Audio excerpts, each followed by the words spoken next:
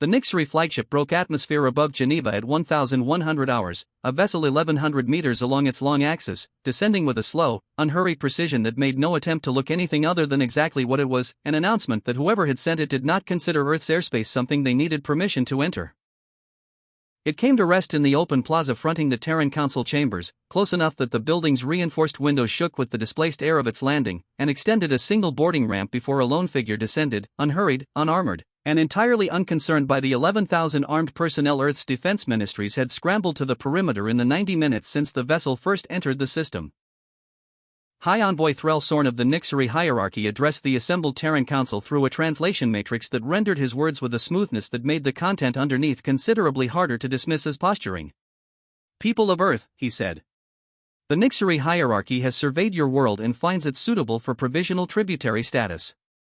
You will submit your rare element reserves, your orbital shipbuilding capacity, and formal acknowledgement of hierarchy sovereignty. In exchange, your species will be permitted continued self-governance under hierarchy oversight, and spared the alternative." Secretary-General Amara Chen, presiding over the council session, did not immediately answer.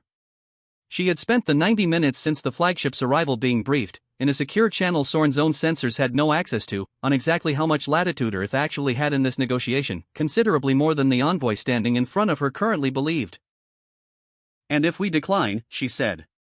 Sorne's expression, rendered through a translation matrix that captured tone as well as words, carried something close to genuine surprise that the question needed asking.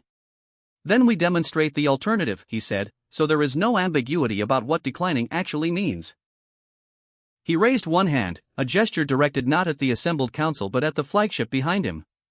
In low orbit, 1,200 kilometers above the plaza, a decommissioned Earth space station, the aging Meridian platform, retired 3 years earlier and left in a stable graveyard orbit pending eventual disposal, vanished from every tracking sensor monitoring the sky, replaced by a brief, silent flare of light visible even in Geneva's midday sky, broadcast within minutes to every screen on the planet. "That was an empty structure," Sorne said, into the stunned silence that followed. "We chose it specifically so this demonstration would cost no lives. The next one will not be so considerate, unless this council reaches the correct conclusion within the next 72 hours. He returned to his vessel without waiting for a response. The flagship lifted from the plaza and held position in low orbit, joined within the hour by 218 additional Nyxari warships, arranged in a formation visible to every observatory on the planet, a silent, patient reminder of exactly how limited Earth's options were believed to be. Chen watched the formation settle into orbit from the council chamber's observation deck, and allowed herself, for the first time since the ultimatum began, something the assembled ministers around her would have found difficult to read correctly in the moment, not despair, but a very specific, very deliberate patience. "Get me General Cole," she said. "Tell him it's time." 8 years earlier, a Nyxari scout vessel, considerably smaller than the flagship now holding orbit above Geneva, and considerably less confident in its assessment of Earth's capacity, had entered the Sol system on a reconnaissance mission that hierarchy records described, at the time, as routine survey work ahead of eventual tributary evaluation. That scout vessel had never returned. Its final transmission, intercepted by Earth's own early warning network and kept classified at the highest level of Defense Ministry clearance ever since, described a defensive response from Earth's outer system that the departing crew, in the seconds before contact was lost, characterized as substantially beyond assessed capability for a species with no prior hierarchy contact record. The hierarchy had, in the years since, attributed the scouts' loss to equipment failure and hazardous debris in the outer system, a conclusion that satisfied hierarchy bureaucracy considerably more than it satisfied General Adrian Cole, who had commanded the classified response and had spent every year since preparing for the day the hierarchy inevitably returned to finish the assessment its scout vessel never completed. "They're going to come back believing we're exactly what their scout's own faulty report told them," Cole told the small joint task force overseeing what Earth's official records described as an unmanned deep space monitoring initiative, and what actually existed, hidden across 17 classified installations spanning low orbit to the lunar far side, as the Aegis ring and integrated orbital defense network combined with a rapid deployment ground response force designated the Sentinel Corps. Dr. Sophia Lindgren, the program's chief systems architect, had spent 8 years refining the ring's core capability, a distributed network of orbital defense platforms capable of coordinated fire control across the entire near-Earth volume, paired with adaptive shielding technology derived, in part, from salvaged components of the very scout vessel that had first alerted Earth to the hierarchy's existence. "We built this to answer a threat we hoped might never actually return," Lindgren told Colonel Jonah Pierce, commander of the Sentinel Corps' rapid ground deployment teams, as both watched the Nyxari flagship's arrival broadcast loop for the third time. "It's returning anyway.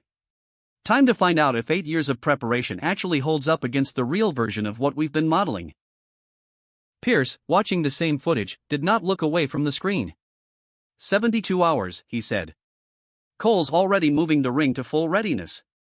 Question is whether Chen actually intends to use the time to negotiate, or to buy us the window we need.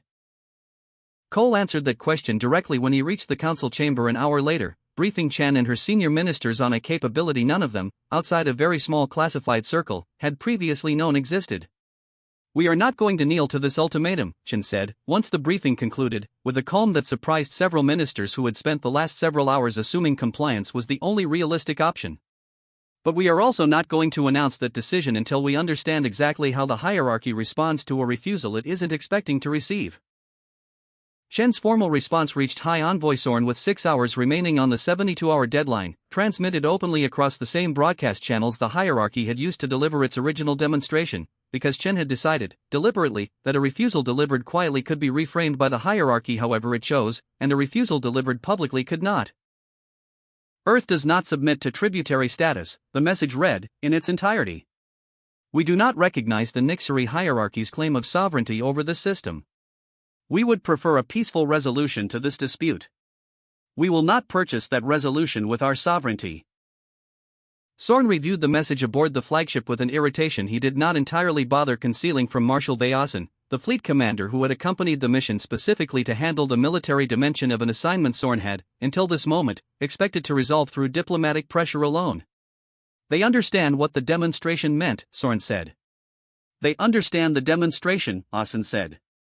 "I am considerably less certain they understand what 218 warships in low orbit actually represent, if it comes to more than a demonstration."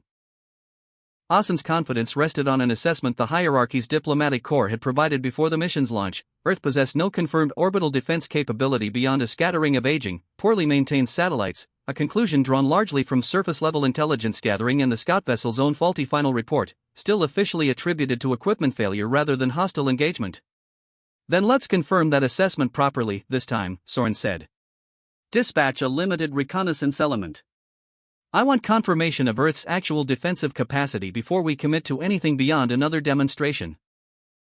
It was, in retrospect, the second time in 8 years a Nyxari commander had authorized exactly this kind of probing action against Earth's outer defenses, working from exactly the same flawed intelligence the first probe had failed to correct.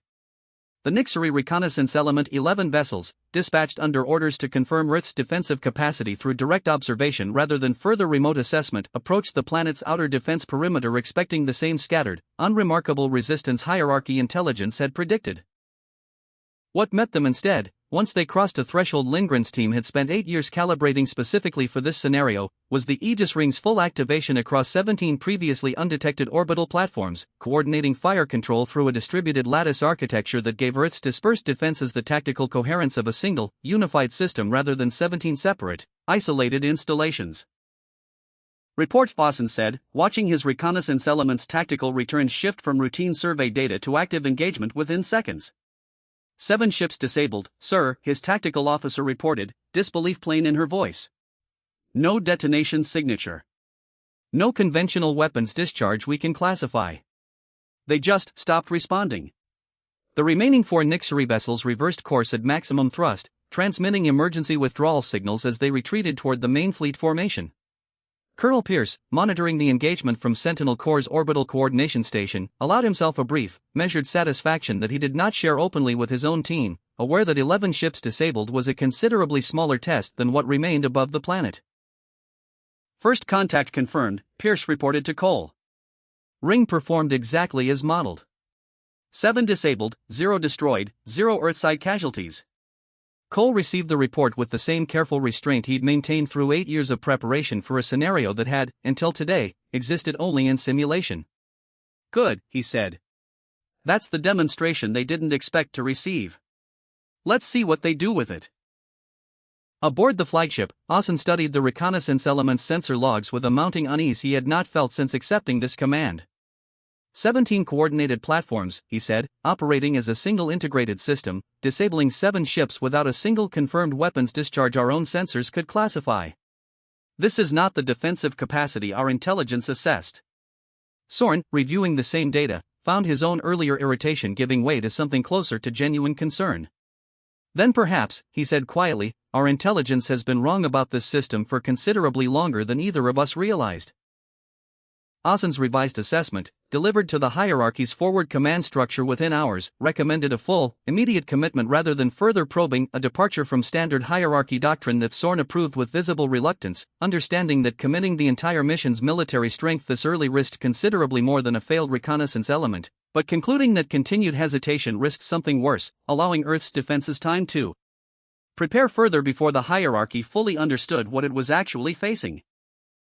218 Nyxari warships advanced on Earth's orbital perimeter in a full coordinated formation, while a separate ground contingent 11,000 Nyxari troops, transported aboard 6 dedicated landing craft, descended toward strategic positions across 3 continents, tasked with securing Earth's rare element reserves and shipbuilding infrastructure directly, on the theory that even if the orbital engagement proved more costly than anticipated, physical control of Earth's surface resources would ultimately force compliance regardless of the outcome above. In the Aegis Ring's central coordination facility, Lindgren watched both fronts develop simultaneously and felt the specific pressure of a design that had never before been tested against a genuinely coordinated dual-front invasion. Full orbital commitment, plus ground landing on 3 continents, she reported. The ring can handle the orbital front. Ground defense was always meant to be Pierce's Sentinel Corps' responsibility, and 11,000 troops across 3 simultaneous landing zones is considerably more than the Corps was originally sized to handle at once. Pierce, already coordinating the Sentinel Corps' rapid deployment teams toward all 3 landing zones, did not share Lindgren's uncertainty. We didn't build the Corps to match their numbers ship for ship, or soldier for soldier, he said. We built it around the same principle as the ring coordinated response beats raw volume, if the coordination actually holds. Let's find out if 8 years of joint training with the ring's targeting data actually pays off the way the simulations said it would. Chen, monitoring both fronts from the Council Chamber's secure command post, faced the same decision Cole had prepared her for since the briefing 3 days earlier, whether to authorize the Ring and Corps' full combined capability against an invasion considerably larger than either front had been tested against individually, or to hold back reserve capacity against the possibility of an even larger hierarchy escalation still to come. Full authorization, she said. Both fronts. If this is the scale they're committing, this is the scale we answer with. What followed, across the next 90 minutes, unfolded as the largest and most decisive single engagement in the classified history of Earth's defense preparations, a coordinated response across both the orbital and ground fronts that drew on 8 years of joint calibration between Lindgren's ring architecture and Pierce's Sentinel Corps deployment doctrine, tested for the first time at the full scale the hierarchy's invasion had, inadvertently, provided. In orbit, the Aegis Ring's 17 platforms, coordinating through the same distributed lattice that had disabled the earlier reconnaissance element, engaged the full 218-ship Nyxari formation not through concentrated fire against isolated targets, but through a rolling disabling pattern that moved across the formation's full breadth in continuous sequence, propulsion and weapons systems failing across section after section of the advancing fleet before Asen's own coordination structure could adjust to a threat that never presented a single, fixed point to counter-target. On the surface, the Sentinel Corps met the 3 simultaneous ground landings with a rapid deployment doctrine built specifically around denying a numerically superior force the chance to establish a secure foothold before coordinated response could arrive, precision strikes against landing craft propulsion and shield generators, executed by teams moving with a speed and coordination that Nyxari ground commanders, trained against considerably less prepared prior tributary worlds, had no effective doctrine to counter. By the engagement's 90th minute, the Nyxari orbital formation had been reduced from 218 operational vessels to 39, all 3 ground landing forces had been fully contained without securing a single strategic objective, and Marshal Asen's own flagship, caught at the formation's exposed forward edge when the rolling disabling pattern reached it, found its own tactical systems failing across every station simultaneously. Asen stood on his darkened bridge in a silence that stretched several seconds before Sorne, present on the same bridge to observe what he had expected to be a straightforward demonstration of hierarchy dominance, finally spoke. "Marshal," he said. "I believe I owe you an apology for insisting our original intelligence assessment was sound." "The apology can wait," Asen said quietly. "Right now I need to determine whether we have anything left capable of an orderly withdrawal." A channel opened on the Hierarchy fleet-wide frequency. Colonel Pierce's voice came through, level and entirely without triumph, coordinating the message jointly with Lindgren from the Ring's command facility. Marshal Lawson, High Envoy Sorne. Your remaining forces are disabled, not destroyed, across both fronts. We have taken minimal casualties and inflicted none beyond what was operationally necessary to contain this invasion. We would ask you to consider, carefully, whether continuing this engagement serves any purpose the last 90 minutes hasn't already answered. Sorne's report to Hierarch Dreskmolowen, transmitted from the crippled flagship within the hour, described an engagement outcome considerably more honest than any prior communication in his diplomatic career, because there was no longer any credible way to characterize a 218-ship invasion reduced to 39 operational vessels within 90 minutes as anything other than a comprehensive and humiliating defeat. The Hierarch's response, when it arrived 11 hours later, carried none of the confident authority of the original ultimatum.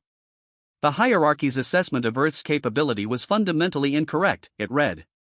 Continued military engagement is no longer authorized. High Envoy Sorne is instructed to negotiate a cessation of hostilities on whatever terms Earth's leadership is willing to offer. Sorne returned to the Terran Council chambers 3 days after his original demand had been delivered from the same plaza, under considerably different circumstances than his first arrival. He descended the flagship's boarding ramp, the same vessel, though its hull now bore the scorched, dark scars of an engagement it had not been designed to survive with its dignity intact, and stood before Secretary General Chen with none of the unhurried confidence that had characterized his original address. Secretary General, he said. I extended a demand for tribute to your world 3 days ago, on the assessment that Earth possessed no meaningful capacity to refuse it. That assessment was wrong, comprehensively and at considerable cost to forces under my command and Marshal Lawson's. I am here, on behalf of Hierarch Molowen, to request a cessation of hostilities and a negotiated peace, on terms your council is willing to extend. Chen studied him for a long moment before answering. You destroyed an unmanned station to prove a point 3 days ago, she said. We could have made a considerably more costly point of our own today, and chose not to, because the point we actually wanted to make was never about how much damage we were capable of. It was about what kind of neighbor we intended to be once you understood we could no longer be pushed into becoming something else. She paused. We'll negotiate a peace. It will not include tribute of any kind, in either direction. It will include a formal acknowledgement that this council speaks for a sovereign world, and it will include whatever verification mechanisms you need to confirm, going forward, that testing that sovereignty again would not end any differently than it did today.